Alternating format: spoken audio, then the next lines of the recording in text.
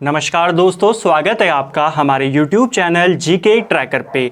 देखिए फ्रेंड्स, आज के इस वीडियो पे हम बात करेंगे जो हमारी एक सीरीज़ है जिसमें हम पूरे जीके को MCQs के रूप में कवर कर रहे थे और शुरुआत हमने करी है इंडियन इकोनॉमी को लेकर के। तो आज हम इंडियन इकोनॉमी का यहाँ पर चौथा वीडियो कवर करने वाले हैं। आज के वीडियो में भी आपको बैंकिंग और करेंसी को लेकर कई सारे प्रश्न यहाँ पर देखने को मिलेंगे। आपको नाबार्ड को लेकर प्रश्न पूछे जाते हैं, सिडबी को लेकर प्रश्न पूछा जाता है, इनके मुख्यालय कहां पर हैं, कुछ इंपॉर्टेंट समितियां जो बैंकिंग को लेकर हैं, करेंसीज को लेकर हैं, इनको भी हम आज के इस वीडियो में देखेंगे। ये वीडियो आपके आने वाले सभी एग्जाम के लिए इंपॉर्टेंट है, चाहे वो उत्तराखंड पुलिस कांस्टेबल का हो, पटवारी लेखपाल का हो, या फिर अगर आप एसएससी की तैयारी कर रहे हैं, रेलवे की तैयारी कर रहे हैं, जहां पर भी इकोनॉमी पूछी जाती है, उन सभी एग्जाम के लिए आपके यहां से क्वेश्चन बनते हैं। साथ साथ में मैं आपको बताते हुए चलूंगा कि कौन सा क्वेश्चन पेपर में पूछा जा चुका है और किसके ज्यादा चांसेस हैं। तो चलिए दोस्तों, आज के इस वीडियो को शुरू करते हैं। अगर आपने अभी तक इस सीरीज के जो प्रीवियस 3 पार्ट हैं उनको नहीं देखा है, आप उनको प्लेलिस्ट में जाके देख सकते हैं। चलिए शुरू करेंगे। आज का हमारा पहला प्रश्न है, भारतीय रिजर्व बैंक की मुद्रा नीति का उद्देश्य नहीं है। देखिए, मुद्रा नीति भारत में कौन तैयार करता है? भारतीय रिजर्व बैंक। इसको ध्यान रखना, ठीक है। और इसका उद्देश्य नहीं है सामाजिक न्याय सुनिश्चित करना। यह आरबीआई का कर्तव्य नहीं है कि वो देखे कि सामाजिक न्याय यहां पर सुनिश्चित हो रहा है या नहीं हो रहा है, ठीक है। बाकी जो सारे काम है, आर्थिक विकास को प्रोत्साहित करना, वांछनीय दिशा में सीधा क्रेडिट करना और मुद्रास्फीति के दबाव को कंट्रोल करना। मुद्रास्फीति, इन सब के बारे में, इनसे रिलेटेड जो टर्म्स हैं उनके बारे में हमने लास्ट वीडियो में उनके क्वेश्चन को देखा था। नेक्स्ट है हमारा, भारतीय रिजर्व बैंक से संबंधित निम्न कथनों पर अध्ययन कर नीचे दिए गए कूट से सही उत्तर चुनिए। यानी आपको 4 कथन दिए गए हैं, आपने पढ़ना और बताना है इन चारों में से कौन कौन से कथन सही हैं। पहला स्टेटमेंट है, यहां शीर्ष बैंक है, बिल्कुल सही। भारत का जो केंद्रीय बैंक है वो है रिजर्व बैंक ऑफ इंडिया। दूसरा है, यह मुद्रा आपूर्ति को नियंत्रित करता है, यह भी बिल्कुल सही है। यह व्यापारिक घरानों को ऋण प्रदान करता है, तो ये गलत है। आरबीआई कभी भी किसी को लोन नहीं देता, आरबीआई केवल बैंकों को लोन देता है, ठीक है। बाकी किसी भी इंडिविजुअल कंपनी या किसी व्यक्ति को ये लोन नहीं देता। चौथा है, यह नाबार्ड के कार्यों का निरीक्षण करता है, तो ये भी बिल्कुल सही है। तो 3 को छोड़कर 1, 2, 4 आपके सही हैं। नेक्स्ट है हमारा, भारतीय रिजर्व बैंक का लेखा वर्ष की अवधि क्या है? देखिए, इंपॉर्टेंट क्वेश्चन है क्योंकि हाल ही में इसे चेंज कर दिया गया है। जो इंडियन रिजर्व बैंक है, भारतीय रिजर्व बैंक है, इसका जो लेखा वर्ष है, यानी इसका जो वित्तीय वर्ष है, जो कि पहले होता था जुलाई से जून, अब ये नहीं होता, अब अप्रैल से मार्च ही होता है। ये आपको याद रखना है, ठीक है। अब भारत में जितने भी संस्थान हैं, सबका जो वित्तीय वर्ष होगा वो अप्रैल से मार्च होता है। आरबीआई का पहले जुलाई से जून चलता था और भारत सरकार का जो चलता था वित्तीय वर्ष, फाइनेंशियल ईयर, वो अप्रैल से मार्च चलता था। लेकिन अब दोनों का क्या है? अप्रैल से मार्च। आपको याद रखना है, ठीक है। ये हिस्ट्री रही है आरबीआई की। जब आरबीआई का गठन हुआ था 1935 में, उस समय आरबीआई का जो लेखा वर्ष होता था, वित्तीय वर्ष होता था, ये जनवरी से फरवरी होता था, ठीक है। 1940 में इसे जुलाई से जून कर दिया गया और अब 2021 से इसको अप्रैल से मार्च कर दिया गया है, ठीक है। वर्तमान में आरबीआई के गवर्नर कौन है? तो शक्तिकांत दास वर्तमान में आरबीआई के गवर्नर हैं और ये रिजर्व बैंक ऑफ इंडिया के 25वें गवर्नर हैं। चलिए, रिजर्व बैंक के नोट निर्गमन विभाग के पास हर समय कम से कम कितने मूल्य का स्वर्ण कोष रहना चाहिए? अब देखिए, ये क्वेश्चन भी आपसे बनता है। भारत में जो नोट निकाले जाते हैं, इसके लिए न्यूनतम कोष प्रणाली इसको अपनाया गया है, ठीक है। कौन सी प्रणाली को? न्यूनतम कोष प्रणाली। और इसे कब अपनाया गया था? इसे 1957 में अपनाया गया था। इस सिस्टम के तहत या इसके अंतर्गत भारत को या भारतीय रिजर्व बैंक को अपने पास 200 करोड़ रुपए का रिजर्व रखना अनिवार्य है। यानी कि हर समय आरबीआई के पास कम से कम 200 करोड़ रुपए का रिजर्व होना चाहिए। इन 200 करोड़ रुपयों में से जो आपका 115 करोड़ होंगे, ये होंगे गोल्ड के उसमें, ठीक है। और जो 85 करोड़ बचे हैं वो आपकी जो फॉरेन मुद्रा होगी, फॉरेन करेंसी होती है, विदेशी मुद्रा, वो होंगे। हमें क्या पूछा है? स्वर्ण कोष कितने होना चाहिए? 115 करोड़ का। तो अब मैंने आपको दोनों बातें इसलिए बताई, अगर आपको पूछ लिया जाए कि कितना आपके पास रिजर्व होना चाहिए टोटल, तो आप बताएंगे 200। ठीक है, कितनी विदेशी मुद्रा होनी चाहिए? 85 करोड़। कितना स्वर्ण कोष होना चाहिए? 115 करोड़ रुपए का। ठीक है, चलिए नेक्स्ट है हमारा, इंपीरियल बैंक की स्थापना किस वर्ष की गई थी? देखिए, इंपीरियल बैंक ऑफ इंडिया, इसकी स्थापना 1921 में की गई थी और 1955 में इंपीरियल बैंक का राष्ट्रीयकरण किया गया और इसे नाम दिया गया स्टेट बैंक ऑफ इंडिया। ठीक है, तो पूछा जाता है एसबीआई का पुराना नाम क्या है? Imperial bank of India. Next है, 10 रुपए के नोट पर किसके हस्ताक्षर होते हैं? बहुत बार ये क्वेश्चन पूछा जाता है कंफ्यूजन करने के लिए। आपको बस इतना याद रखना है कि जो 1 रुपए का नोट होता है, 1 रुपए के नोट के अलावा जितनी भी करेंसीज के नोट होते हैं भारत में, उन सब के ऊपर भारतीय रिजर्व बैंक के जो गवर्नर होते हैं उनके साइन होते हैं। 1 रुपए के नोट पर जो वित्त सचिव होते हैं उनके साइन होते हैं। इसको भी ध्यान रखना, वित्त मंत्री के नहीं होते, गवर्नर के नहीं होते, जो वित्त मंत्रालय यानी भारत सरकार के जो वित्त सचिव होते हैं उनके हस्ताक्षर होते हैं 1 रुपए के नोट पर। अब आपको पूछा है 10 रुपए के नोट पर, आपको पूछ ले 100 रुपए के नोट पर, 5 रुपए के नोट पर, 1 रुपए के अलावा किसी भी नोट पर किसके हस्ताक्षर होते हैं? भारतीय रिजर्व बैंक के गवर्नर के। नेक्स्ट है, निम्नलिखित में से एक भारतीय मौद्रिक नीति के बारे में कौन निर्णय लेता है? तो भारत की मौद्रिक नीति कौन तैयार करता है? यह भारतीय रिजर्व बैंक ही इसको तैयार करता है। मध्य प्रदेश में करेंसी प्रिंटिंग प्रेस कहाँ स्थित है? देखिए, मध्य प्रदेश में करेंसी प्रिंटिंग प्रेस है और यह मध्य प्रदेश के देवास में स्थित है। ऑप्शन ए हमारा सही आंसर होगा। जो 20 रुपए के नोट हैं, 50 रुपए के नोट हैं और 100 रुपए के नोट और इससे ज्यादा के नोट यानी कि 500 का, 2000 का, ये सारे नोट आपके कहां छापे जाते हैं? मध्य प्रदेश में जो देवास में प्रिंटिंग प्रेस है यहां पर छापे जाते हैं। ठीक है, इसके अलावा एक और प्रिंटिंग प्रेस है जो कि आपके महाराष्ट्र में है, नासिक में। यहां पर भी आपके 10 रुपए, 50 रुपए, 100 रुपए इनके नोट छापे जाते हैं। तो भारत में नोट्स आपको याद रखने हैं। मध्य प्रदेश वाला पूछा गया है कि कहां पर है मध्य प्रदेश में? देवास में। इसके अलावा नासिक में भी नोट छापे जाते हैं। नेक्स्ट है हमारा, भारतीय करेंसी नोटों के पिछले भाग पर कितनी भाषाएं मुद्रित होती हैं? देखिए, जो इंडियन करेंसी नोट होता है उसके पीछे एक डब्बा बना होता है और उसके अंदर कई सारी भाषाएं लिखी होती हैं। आपको पूछा जा रहा है वो कितनी भाषाएं होती हैं? ये होती हैं 15 भाषाएं। ऑप्शन डी इसका राइट आंसर होगा। अब अगर यही क्वेश्चन आपसे इस तरीके से पूछा जाए कि भारतीय करेंसी नोट पर हिंदी और इंग्लिश को मिलाकर कुल कितनी भाषाएं होती हैं, तो होती हैं 17 भाषाएं। ठीक है, टोटल पूछेगा तो 17, लेकिन अगर पिछले भाग पर पूछेगा जो वो बॉक्स के अंदर लिखी गई होती हैं, ये कितनी भाषाएं होती हैं? 15 भाषाएं होती हैं। भारत में नोट जारी करने की कौन सी प्रणाली अपनाई गई है या अपनाई जाती है? तो ये है आपकी न्यूनतम आरक्षित प्रणाली यानी कि न्यूनतम कोष प्रणाली, कि कितना आपके पास रिजर्व में होना चाहिए। जो मैंने आपको ऊपर एक्सप्लेन किया कि 200 करोड़ होना चाहिए, 200 करोड़ रुपए, इनमें से 115 करोड़ रुपए का स्वर्ण कोष होना चाहिए और 85 करोड़ की विदेशी मुद्रा होनी चाहिए। नेक्स्ट है हमारा, सार्वजनिक क्षेत्र के वाणिज्यिक बैंकों की सर्वाधिक शाखाएं किस राज्य में हैं?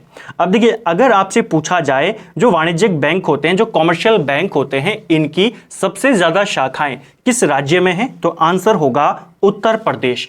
और अगर आपसे पूछा जाए वाणिज्यिक बैंकों के सबसे ज्यादा हेडक्वार्टर कहां पर हैं, तो ये आप बताएंगे महाराष्ट्र में है। ठीक है, सबसे ज्यादा बैंकों के हेडक्वार्टर आपके मुंबई में आते हैं। आरबीआई का हेडक्वार्टर यहीं पर है और जो एसबीआई है इसका हेडक्वार्टर भी आपका मुंबई में है। ठीक है, नेक्स्ट है हमारा, राष्ट्रीयकरण से पहले भारतीय स्टेट बैंक का क्या नाम था?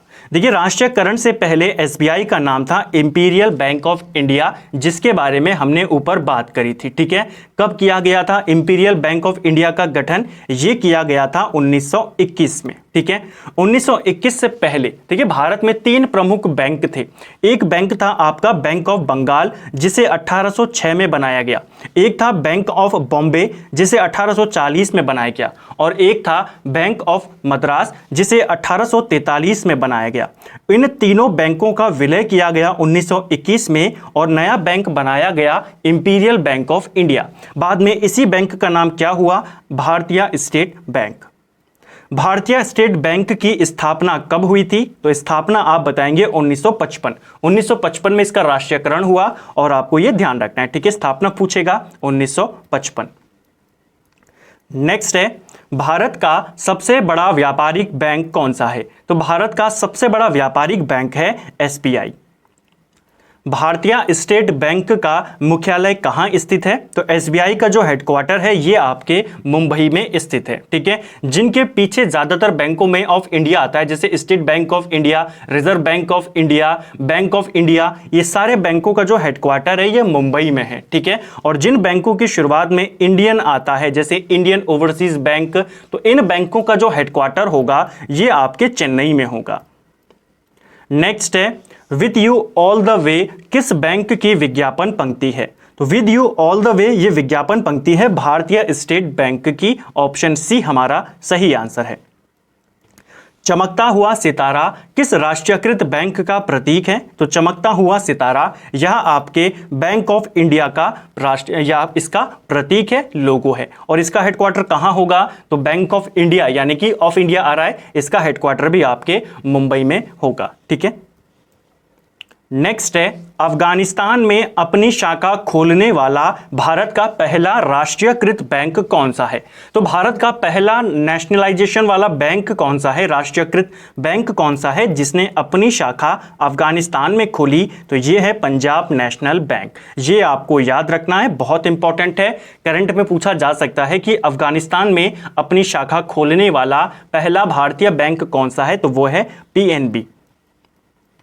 कैनाफिना किस भारतीय राष्ट्रीयकृत बैंक की अनुषंगी संस्था है? तो कैनाफिना किसकी है? नाम से ही दिख रहा है, या कैनरा बैंक की संस्था है। नेक्स्ट है, भारतीय बैंकों की कहां अधिकतम शाखाएं हैं? तो विदेशों में अगर हम बात करें तो भारतीय बैंकों की सबसे ज्यादा शाखाएं यूके में हैं। और किस बैंक की सबसे ज्यादा शाखाएं हैं? तो एसबीआई की हैं, ठीक है। यही भारत का सबसे बड़ा व्यापारिक बैंक है। और किस देश में है सबसे ज्यादा? तो यह आपके यूके में है। भारत में सर्वाधिक शाखाएं किस विदेशी बैंक की हैं? कौन सा विदेशी बैंक है जिसकी भारत में सबसे ज्यादा शाखाएं हैं? यह है आपका स्टैंडर्ड चार्टर्ड बैंक। यह बैंक भी यूके का है और भारत में इसकी 100 से ज्यादा शाखाएं हैं। भूमि विकास बैंक का क्या तात्पर्य है? भूमि विकास बैंक का जो कार्य है मेन, इसका कार्य है दीर्घकालीन ऋण कृषकों को उपलब्ध कराना, यानी किसानों को लंबे समय के लिए, लंबी अवधि के लिए लोन प्रोवाइड करवाना किसका कार्य है? भूमि विकास बैंक का। भारतीय स्टेट बैंक द्वारा देश में पहला तैरता हुआ एटीएम कहां स्थापित किया गया? यह भी क्वेश्चन बहुत बार पूछा गया है फैक्ट के आधार पर। जो एसबीआई का जो पहला तैरता हुआ एटीएम था पूरे देश का, यह स्थापित किया गया था कोच्चि में। ऑप्शन ए इसका राइट आंसर होगा। 2004 में इसे स्थापित किया गया था। ग्रामीण बैंक विकास के लिए ऋण प्रदान करने वाला नाबार्ड क्या है? तो देखिए, ग्रामीण बैंकों के विकास के लिए यहाँ पर एक ग्रामीण बैंक है जो कि ग्रामीण क्षेत्रों में यहाँ पर लोन देता है, ग्रामीण बैंक के विकास के लिए लोन देता है नाबार्ड, और ये एक बैंक है। ऑप्शन डी इसका राइट आंसर है। नाबार्ड क्या है? नाबार्ड एक बैंक है और इसका पूरा नाम क्या है? राष्ट्रीय कृषि एवं ग्रामीण विकास बैंक। तो ग्रामीण विकास के लिए, ग्रामीण बैंक विकास के लिए लोन देने वाला नाबार्ड क्या है? एक बैंक है। इसका पूरा नाम है आपका राष्ट्रीय कृषि एवं ग्रामीण विकास बैंक। इसकी स्थापना होती है 12 जुलाई 1982 में नाबार्ड की स्थापना की जाती है, ठीक है। राष्ट्रीय कृषि एवं ग्रामीण विकास बैंक की स्थापना किस समिति की सिफारिश पर की गई थी? तो नाबार्ड की स्थापना शिवरामन समिति की सिफारिश पर की गई और बहुत बार यह क्वेश्चन पूछा गया है, ठीक है। नाबार्ड की स्थापना मैंने आपको बताया 1982 में हुई। डेट आपको याद रखनी है 12 जुलाई 1982। इंग्लिश में अगर हम फुल फॉर्म की बात करें तो national bank for agriculture and rural development इसका फुल फॉर्म है। नेक्स्ट है, राष्ट्रीय कृषि एवं ग्रामीण विकास बैंक की स्थापना किस पंचवर्षीय योजना अवधि में की गई थी? तो नाबार्ड की स्थापना छठी पंचवर्षीय योजना के तहत 1982 में हुई थी, ठीक है। बहुत बार ये पूछा जाता है। नेक्स्ट है राष्ट्रीय आवास बैंक किसका नियंत्रित उपक्रम है? जो राष्ट्रीय आवास बैंक है जिसको हम कहते हैं NHB यानी नेशनल हाउसिंग बैंक, इसको लेकर भी क्वेश्चन बनता है कि इसे कब स्थापित किया गया था। तो नेशनल हाउसिंग बैंक को 1988 में स्थापित किया गया था। ठीक है, राष्ट्रीय आवास बैंक। और ये किसका उपक्रम है? ये रिजर्व बैंक ऑफ इंडिया का उपक्रम है। भारतीय लघु उद्योग विकास बैंक का मुख्यालय कहाँ स्थित है? जो भारतीय लघु उद्योग विकास बैंक है यानी कि जिसे हम सिडबी के नाम से जानते हैं, आपने पढ़ा होगा सिडबी के बारे में। सिडबी को लेकर क्वेश्चन बनते हैं कि इसको कब स्थापित किया गया, इसका हेडक्वार्टर कहाँ पर है। तो इसको लेके आपको दो बातें खास तौर पर याद रखनी है। जो सिडबी है, भारतीय लघु उद्योग विकास बैंक, यह आपका लखनऊ में इसका हेडक्वार्टर स्थित है और सिडबी की स्थापना 1990 में हुई थी। देश में कुल कितने क्षेत्रीय ग्रामीण बैंक कार्यरत हैं? देखिए वर्तमान में भारत में कितने क्षेत्रीय ग्रामीण बैंक हैं? इनकी संख्या है 38। ऑप्शन बी इसका राइट आंसर होगा। भारत में क्षेत्रीय ग्रामीण बैंकों की स्थापना कब की गई थी? इनकी स्थापना 1975 में की गई थी। और याद रखना 1987 के बाद से किसी भी नए क्षेत्रीय ग्रामीण बैंक की स्थापना नहीं की गई है। ठीक है, तो आखिरी बार 87 में स्थापना की गई और 75 में भारत में इनको पहली बार स्थापित किया गया था। वर्तमान में इनकी संख्या 38 है। भारत के किस राज्य में कोई क्षेत्रीय ग्रामीण बैंक नहीं है? तो भारत के कौन से राज्य में एक भी क्षेत्रीय ग्रामीण बैंक नहीं है? ये है आपके सिक्किम और गोवा में। ठीक है, तो ये आपको याद रखना है, ग्रामीण बैंक भी इनको कहा जाता है। और सिक्किम और गोवा में कोई भी ग्रामीण बैंक स्थापित नहीं है। सबसे ज्यादा शाखाएं अगर हम बात करें किस राज्य के अंदर हैं क्षेत्रीय ग्रामीण बैंक, किस राज्य में सबसे ज्यादा हैं, तो ये बिहार में है। ठीक है, और सबसे कम की बात करें तो नागालैंड में है। ठीक है, क्षेत्रीय ग्रामीण बैंक किसके द्वारा प्रायोजित होते हैं? क्षेत्रीय ग्रामीण बैंकों को किसके द्वारा प्रायोजित किया जाता है, यानी कि कौन इनको फाइनेंस करता है? ये देता है राष्ट्रीयकृत वाणिज्यिक बैंक। जो कमर्शियल बैंक होते हैं नेशनल लेवल के, उनके द्वारा इन बैंकों को फाइनेंस या प्रायोजित किया जाता है। केलकर समिति की सिफारिशों को ध्यान में रखते हुए कब से कोई नया क्षेत्रीय ग्रामीण बैंक स्थापित नहीं किया गया है? बहुत इंपॉर्टेंट क्वेश्चन है। देखिए मैं आपको पूरा जो कॉन्सेप्ट है उसे क्लियर करते हुए चलता हूं। मैं आपको अगर सिर्फ इसको यहीं पर छोड़ दूं कि क्षेत्रीय ग्रामीण बैंक कब से नहीं खोला गया है, यह है अप्रैल 1987। लेकिन मैं आपको साथ में यह भी बताते हुए चल रहा हूं कि इनको शुरू कब से किया गया था। तो शुरू किया गया था 1975 से। 1987 के बाद से एक भी नया क्षेत्रीय ग्रामीण बैंक की स्थापना नहीं की गई। और किस समिति की सिफारिश पर? केलकर समिति की सिफारिश पर। नेक्स्ट है हमारा भारतीय औद्योगिक पुनर्निर्माण बैंक की स्थापना किस वर्ष की गई थी? देखिए जो भारतीय औद्योगिक पुनर्निर्माण बैंक है इसकी स्थापना 1985 में की गई। ऑप्शन सी हमारा सही आंसर होगा। अब देखिए यहां पर भी आपका मैं कॉन्सेप्ट क्लियर करते हुए चलूंगा क्योंकि दो नाम एक जैसे हैं। यह है भारतीय औद्योगिक पुनर्निर्माण बैंक। ठीक है, 1985। एक है भारतीय औद्योगिक विकास बैंक। ठीक है, तो दोनों लगभग एक जैसे नाम हैं। अगर भारतीय औद्योगिक पुनर्निर्माण बैंक पूछेगा तो आप 1985 बताएंगे, भारतीय औद्योगिक विकास बैंक पूछेगा तो आप 1964 बताएंगे। दोनों अलग अलग हैं, आपको याद रखने हैं। नेक्स्ट है हमारा नरसिम्हन समिति ने बैंकिंग ढांचे को कितने स्तर पर बनाने की संस्तुति की थी? देखिए जो नरसिम्हन समिति थी 1991 में इसे बनाया गया था और इसने बैंकिंग ढांचे को 4 स्तर पर बनाने की सिफारिश करी थी। ठीक है, तो ये आपको याद रखना है, पूछा जाता है। किस वर्ष बनी थी समिति? 1991 में। बहुत जल्द मैं एक ऐसा वीडियो आपके लिए लेकर आऊंगा जिसमें जितनी इंपॉर्टेंट समितियां हैं, कब बनी और किस उद्देश्य से बनी थी, उनका कार्य क्या था, उसके बारे में आपको सारी जानकारी उस वीडियो में देखने को मिलेगी। तो बहुत जल्द एक ऐसा वीडियो मैं कोशिश करूंगा अपने इस चैनल पर मैं आपके लिए लेकर आऊं, क्योंकि समिति और किस क्षेत्र से संबंधित है आपसे क्वेश्चन बनता है। क्षेत्रीय ग्रामीण बैंकों को उनके प्रवर्तक बैंकों में विलय करने की संस्तुति किसने करी थी? देखिए जो क्षेत्रीय ग्रामीण बैंक हैं 1987 के बाद से कोई भी नया बैंक नहीं खोला गया ग्रामीण बैंक। और उसके बाद एक और समिति बनी जिसने ये कहा कि जो क्षेत्रीय ग्रामीण बैंक है इनको अपने अपने प्रवर्तक बैंकों में, यानी कि जो इनको प्रायोजित करते हैं उनके साथ इनका विलय कर देना चाहिए। ये सिफारिश करी थी खुसरो समिति ने। ऑप्शन डी इसका राइट आंसर है। निम्नलिखित में से किस संस्था का संबंध भारत की कृषि एवं ग्रामीण वित्त की आवश्यकता तक सीमित है? तो भारत की कृषि एवं ग्रामीण वित्त की आवश्यकता तक कौन सीमित है? ये काम है नाबार्ड का। ठीक है, इसका नाम ही है राष्ट्रीय कृषि एवं ग्रामीण बैंक, ग्रामीण विकास बैंक। नाबार्ड किससे संबंधित है? नाबार्ड की फुल फॉर्म पूछी जा रही है, राष्ट्रीय कृषि एवं ग्रामीण विकास बैंक। फेडरल रिजर्व बैंक किस देश का केंद्रीय बैंक है? जैसे भारत का केंद्रीय बैंक है रिजर्व बैंक ऑफ इंडिया, इसी प्रकार जो ये फेडरल रिजर्व बैंक है ये अमेरिका का सेंट्रल बैंक है। निम्नलिखित में से कौन सा युग्म सुमेलित नहीं है? तो आपको बताना है कौन सा युग्म यहां पर सुमेलित नहीं है। एग्जिम बैंक, ये आयात निर्यात से संबंधित है। इसका पूरा नाम ही क्या है? Export import bank. ठीक है, तो एग्जिम बैंक, और इसकी स्थापना पूछी जाती है 1982 में इसे स्थापित किया गया था। पूरा नाम क्या है? Export import bank. तो आयात निर्यात के लिए है। आरबीआई के बारे में आप जानते हैं 1935 में इसे बनाया गया था और इसे बैंकों का बैंक कहा जाता है, तो ये कथन भी सही है। आईडीबीआई की बात करें तो यह औद्योगिक वित्त है। ठीक है, और इसकी स्थापना मैंने आपको ऊपर बताई 1964 में होती है।